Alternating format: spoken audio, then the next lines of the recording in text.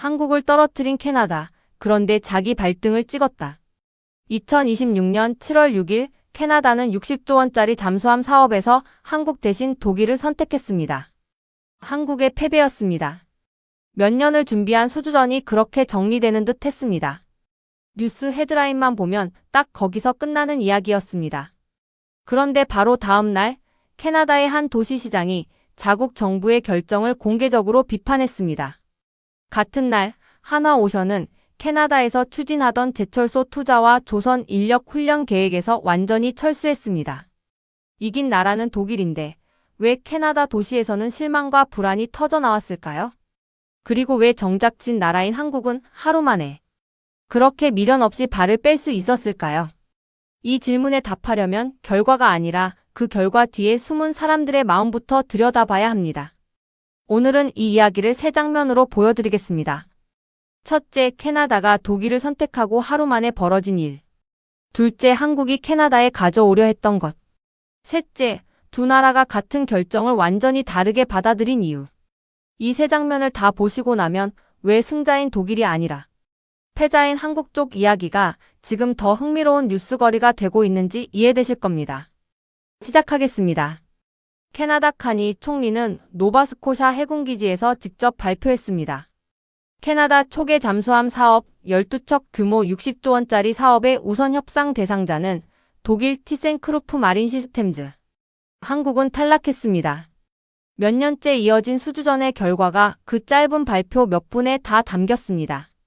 카메라 앞에서 총리는 담담하게 승자의 이름을 읽었고 그 순간 태평양 건너 한국에서는 완전히 다른 풍경이 펼쳐지고 있었습니다. 한국 증권가는 바로 반응했습니다. 한화오션 주가는 하루 만에 23% 넘게 폭락했습니다. 전날 11만 원대까지 올랐던 주가가 하루 만에 8만 원대로 주저앉았어요. 원팀으로 함께 뛰었던 HD 현대중공업도 5% 넘게 떨어졌습니다. 여기서 끝이 아니었습니다. 삼성중공업이 6% 가까이, STX엔진이 10% 가까이, 한화엔진과 한화시스템도 7% 넘게 함께 주저앉았습니다. 잠수함 하나 못 따낸 여파가 조선과 방산 관련 종목 전체를 흔든 겁니다. 하루 사이의 시가총액으로 따지면 수조 원이 증발한 셈입니다. 시장은 이 사업이 그만큼 큰 상징성을 가진 사업이라고 보고 있었다는 뜻이기도 합니다. 한화오션은 짧게 입장을 냈습니다. 기대했던 결과를 얻지 못했다. 이번 경쟁에서 확인된 과제들을 분석해서 다음 기회를 찾겠다. 담담한 패배 인정이었습니다. 그런데 재밌는 일은 바로 그 다음 날부터 시작됩니다. 캐나다 공영방송 CBC가 뉴스를 하나 내보냈습니다. 한화오션이 온타리오주에서 추진하던 조선기술훈련센터 설립 계획에서 완전히 손을 뗀다는 소식이었습니다. CBC가 이 사업만이라도 계속할 생각이 없느냐고 묻자 한화 측은 이렇게 답했습니다. 이 계획은 잠수함 사업 선정을 전제로 한 것이다. 그러니 모든 계획도 중단된다. 추가 인터뷰는 거절했습니다. 발표 나고 하루도 안 돼서 인터뷰조차 필요 없다는 태도로 완전히 정리하고 빠져나간 겁니다. 정을 나눴던 관계를 하루 만에 정리하는 게 차갑게 느껴질 수도 있습니다. 하지만 저는 이게 오히려 냉정한 프로의 태도라고 봅니다. 전제 조건이 사라졌으면 미련 없이 접는다. 그리고 다음 기회를 본다. 이게 지금 K방산이 세계시장에서 몸에 익힌 방식입니다. 감정에 휘둘리지 않고 딱 계약 조건대로 움직이는 태도, 이게 오히려 상대방에게는 더 신뢰를 주는 방식일 수도 있습니다. 다음에 손잡을 때는 확실하게 약속을 지킨다는 신호이기도 하니까요. 그런데 이 손절이 캐나다 현지에서는 전혀 다른 파장을 일으켰습니다. 한화가 대규모 투자를 약속했던 제철소가 있는 도시 수 세인트 마리의 시장 매튜 슈메이커가 직접 성명을 냈습니다.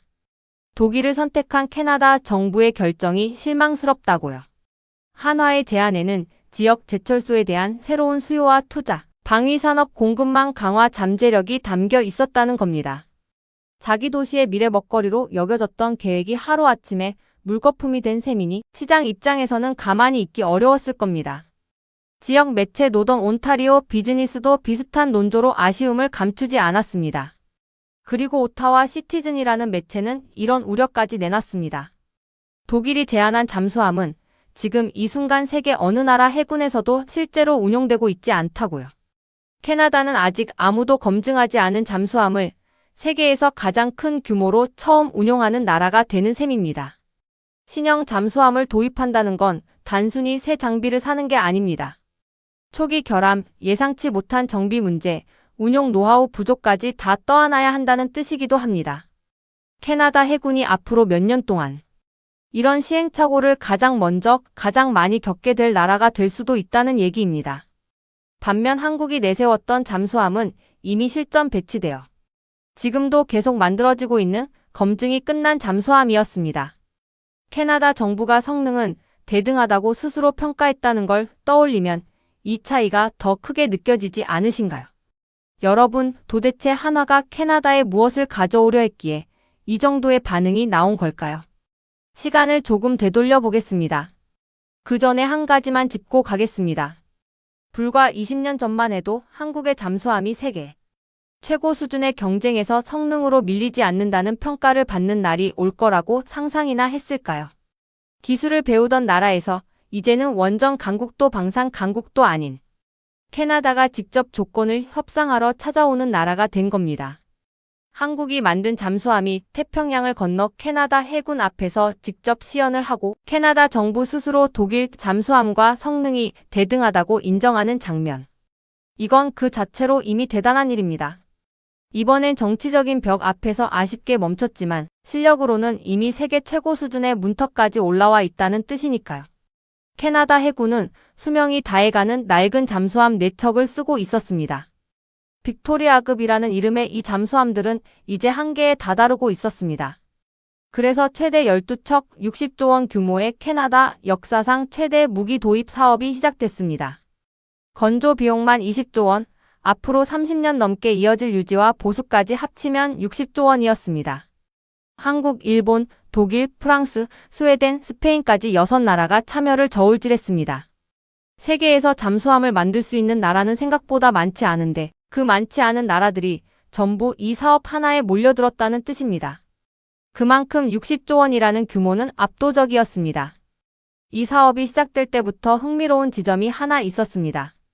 사업이 본격적으로 시작되기도 전인 2023년 한화오션과 HD현대중공업은 이미 캐나다에 지사를 두고 현지 업체와 협력 협정을 맺으며 사전 작업에 들어가 있었습니다. 다른 나라들보다 훨씬 일찍 훨씬 깊게 움직인 겁니다. 2024년 11월 일본이 조용히 발을 뺐습니다.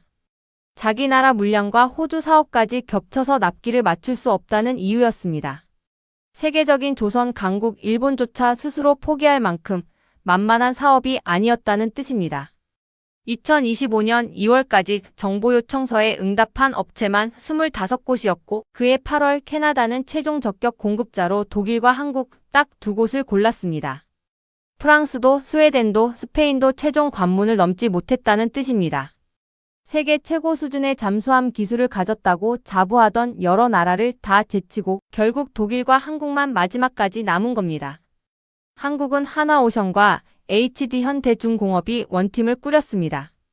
설계와 건조는 한화오션이 주도하고 HD현대중공업이 전체 물량의 3분의 1을 맡는 구조였습니다. 내세운 잠수함은 이미 실전 배치되어 지금도 계속 생산되고 있는 검증된 모델이었습니다. 한국이 이렇게까지 진심이었던 데는 이유가 있습니다. 2022년 72억 달러였던 한국의 방산 수출액은 2025년에는 154억 달러까지 뛰어올랐습니다. 폴란드의 전차와 자주포를 팔아치우며 이미 유럽 방산 시장의 새로운 강자로 떠오르고 있었거든요. 그러니 이번 캐나다 사업도 충분히 해볼 만하다는 자신감이 있었을 겁니다. 그리고 한국은 잠수함만 팔겠다고 하지 않았습니다.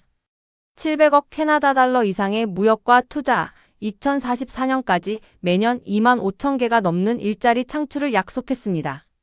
제철 산업에 대규모 투자를 하고 캐나다 현지의 우주와 인공지능 기업들과 파트너십을 맺고 자주포를 캐나다 현지에서 직접 생산하고 조선 인력을 양성하는 훈련센터까지 짓겠다고 나섰습니다.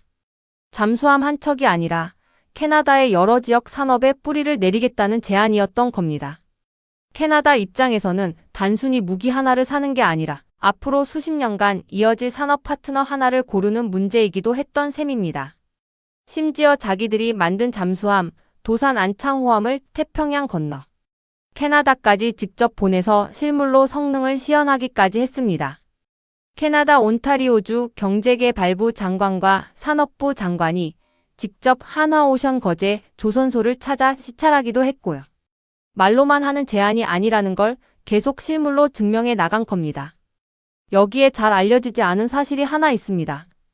캐나다는 이 잠수함 사업을 자국 내 자동차 공장 건설과 하나로 묶어서 협상하고 있었습니다. 한국에게는 현대 자동차 공장을, 독일에게는 폭스바겐 공장을, 캐나다에 지을 것을 조건으로 내걸었다고 알려졌습니다. 잠수함 한 대 파는 문제가 아니라 자동차 산업까지 걸린 협상이었던 겁니다. 그만큼 캐나다에게 이 결정은 무기 도입을 넘어선 국가 산업 전략 전체의 문제였습니다. 잠수함이라는 이름 뒤에는 사실 조선, 철강, 자동차, 우주, 인공지능까지 얽힌 거대한 산업 재편 시나리오가 걸려 있었던 거예요. 독일은 노르웨이와 함께 개발한 잠수함을 제안했습니다. 나토 동맹국 간의 상호운용성, 북극 작전 대응력, 유럽 차원의 안보 협력이라는 카드를 앞세웠고 860억 캐나다 달러 규모의 GDP 증가와 65만 개의 일자리를 약속했습니다. 심지어 자기 나라에 갈 생산 물량까지 양보해서 2036년까지 잠수함 4척을 먼저 인도하겠다고 했습니다. 숫자만 놓고 보면 독일의 제안도 결코 만만치 않았습니다. 오히려 GDP 증가 폭이나 일자리 숫자로는 한국의 제안보다 더 커 보이기까지 합니다. 그런데 여러분, 여기서 중요한 건 숫자의 크기가 아니라 그 숫자가 언제 실현되느냐입니다. 독일의 잠수함은 아직 세계 어디에서도 실전 배치된 적이 없는 신형입니다. 반면 한국의 제안은 이미 검증된 잠수함과 이미 시험까지 마친 실물 위에 쌓아 올린 숫자였습니다. 같은 크기의 약속이라도 하나는 이미 증명된 약속이고 하나는 아직 증명되지 않은 약속이었던 거죠. 캐나다 정부는 두 잠수함 모두 자기 나라 군의 요구 성능을 충족한다고 평가했습니다. 성능으로는 우열을 가릴 수 없었다는 뜻입니다. 그런데도 캐나다는 독일을 택했습니다. 왜일까요? 캐나다는 요즘 북극 안보와 나토 회원국 간의 상호운용성을 국방 정책의 핵심 과제로 밀어붙이고 있습니다. 러시아와 우크라이나 전쟁 이후 유럽 전체가 재무장에 나선 흐름과도 맞닿아 있고요. 독일과 노르웨이가 함께 만든 잠수함을 사면 나토 동맹국들과 정비 부품이나 작전 체계를 그대로 공유할 수 있다는 계산이 있었던 겁니다. 성능이나 가격보다 어느 진영의 무기 생태계 안에 들어가 있느냐가 더 중요했던 셈입니다. 심리학에서는 이런 선택을 사회 정체성 편향이라고 부릅니다. 사람도 조직도 국가도 위협이 크지 않을 때는 실리보다 우리 편이 누구인가를 먼저 증명하고 싶어 합니다. 두 선택지의 실력이 비슷하다면 결국 익숙한 진영, 이미 소속된 집단 쪽으로 손이 가는 겁니다. 캐나다에게 독일은 단순한 판매자가 아니라 이미 자신이 속한 나토라는 정체성 그 자체였던 겁니다. 여기에 한 가지 심리가 더 겹쳐 있습니다. 바로 현상 유지 편향입니다. 사람은 변화가 가져올 이득보다 변화가 가져올지 모르는 손실을 훨씬 크게 두려워합니다. 캐나다 입장에서 독일 잠수함은 나토라는 익숙한 틀 안에서의 선택이고 한국 잠수함은 그 틀 밖으로 한 걸음 나가는 선택이었습니다. 성능이 같다면 굳이 익숙한 틀을 벗어날 이유가 없다고 판단한 거죠. 이건 사실 우리 개인의 삶에서도 흔히 나타나는 심리입니다. 더 좋은 조건의 새 직장 제안을 받고도 지금 다니는 회사가 편하다는 이유로 눌러앉는 경우가 많잖아요. 캐나다도 국가 단위에서 똑같은 선택을 한 셈입니다. 문제는 이 판단이 지역 도시들에게는 전혀 다른 의미로 다가왔다는 겁니다.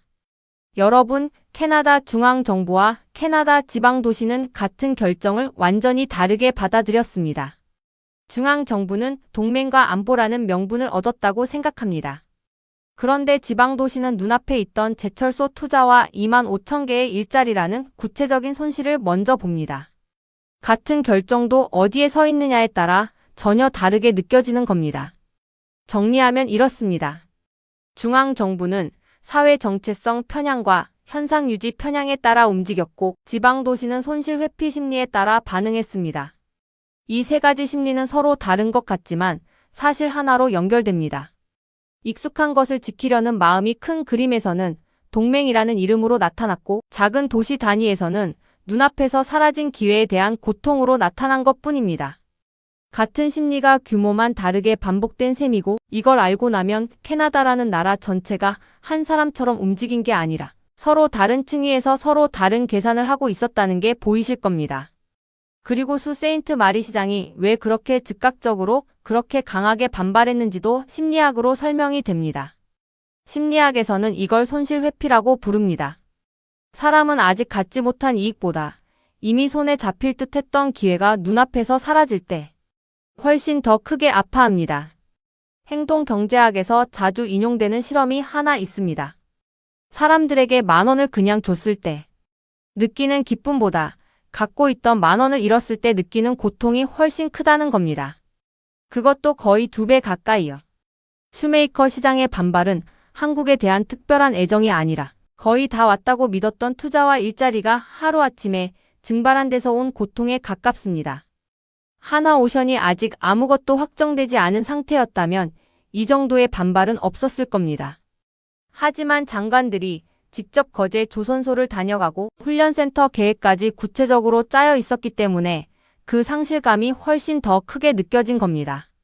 손에 넣기 직전이었다는 그 생생함이 상실의 고통을 몇 배로 키운 셈입니다. 역사를 돌아보면 이런 장면이 낯설지 않습니다. 냉전 시절 서방 국가들은 경제적으로 훨씬 이득이 되는 거래를 두고도 동맹 진영의 결속을 우선시해서 손해를 감수한 적이 여러 번 있었습니다. 당장의 손익보다 누구 편에 서 있는가가 더 중요했던 시대였죠. 그런데 그 대가는 언제나 눈에 보이지 않는 곳에서 시간이 지난 뒤에야 나타났습니다. 기업의 역사에서도 비슷한 장면이 반복됩니다. 더 뛰어난 기술과 더 좋은 조건을 제시한 협력사 대신 익숙하고 관계가 오래된 협력사를 선택했다가 결국 시장에서 뒤처진 기업들의 사례는 셀 수 없이 많습니다. 당장은 안전한 선택처럼 보이지만 몇 년 뒤에 보면 그게 가장 위험한 선택이었던 경우가 많았어요. 익숙함이라는 안락함이 사실은 가장 비싼 대가를 요구하는 함정이었던 셈입니다. 지금 캐나다의 작은 도시들이 겪고 있는 일도 어쩌면 그런 대가의 초입일지 모릅니다. 물론 이야기는 아직 끝나지 않았습니다. 캐나다 정부는 독일과의 협상이 틀어질 경우 차순위였던 하나오션과 다시 협상할 권리를 갖고 있다고 밝혔습니다. 본계약까지는 앞으로 6개월에서 18개월이 더 걸릴 것으로 보입니다. 검증되지 않은 신형 잠수함 도입 계약은 원래 순탄하게 흘러가지 않는 경우가 많습니다. 기술 이전 조건, 가격, 납기를 둘러싼 진통이 얼마든지 생길 수 있어요. 만약 그 협상 과정에서 정말로 틀어진다면 캐나다는 결국 한 바퀴 돌아 다시 한국을 찾게 될 수도 있습니다. 그리고 한국은 캐나다 하나에 매달리지 않습니다. 같은 시기 하나오션은 사우디아라비아와 그리스에서도 각각 함정 사업을 추진하고 있었고 캐나다 수주 실패 이후 이 두 나라에서 오히려 경쟁력을 다시 입증하는 반전의 흐름도 감지되고 있습니다. 캐나다에서 접었다고 K방산 전체가 멈춘 게 아니라는 뜻입니다. 오히려 캐나다에서의 이 경험이 다음 수주전에서 더 정교한 전략으로 이어질 가능성이 큽니다. 이재명 대통령은 나토 정상회의에서 다시 K방산을 세일즈하고 나섰습니다. 이 판이 완전히 끝난 게 아니라는 신호입니다. 지고도 이기는 나라가 있고 이기고도 지는 나라가 있습니다. 명분은 총리가 챙겼고 청구서는 도시들이 받았습니다. 그리고 그 청구서가 앞으로 얼마나 더 길어질지 이제 여러분이 지켜보실 차례입니다. 다음 이야기에서는 폴란드가 같은 나토 안에서 왜 정반대의 선택을 했는지 들려드리겠습니다. 오늘도 끝까지 함께해 주셔서 진심으로 감사합니다.